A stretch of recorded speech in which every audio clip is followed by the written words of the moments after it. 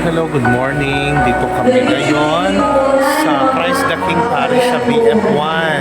Sineselebrate namin ang sacerdotal celebration na sacerdotal celebration ni Father Sonny Bambang.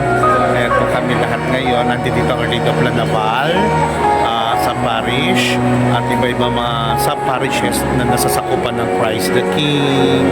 So nakakatawa na 7 years na palang pare si Father Sonny. Okay, it's time to celebrate. Magsa-celebrate muna ang lahat ng mga taga-parokya. Okay, bye!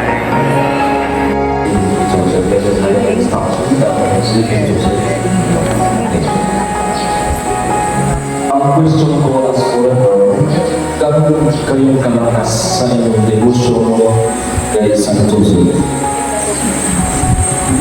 Malalim, malakas, o mas malakas kayo mamili? Mamili.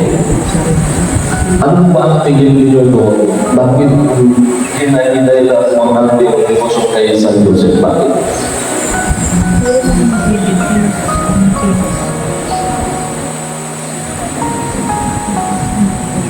Dahil nakatulog si Joseph lagi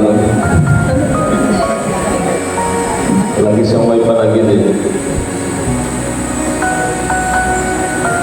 Ito sa big question para sa atin since ngayon po ay opening ang ating Flores de Mayo buwan ng mga May.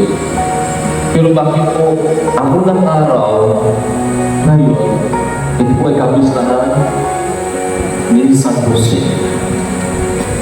Isang gabi, siya po ay patron ng mga tatay, patron ng mga manggagawa sa buong mundo.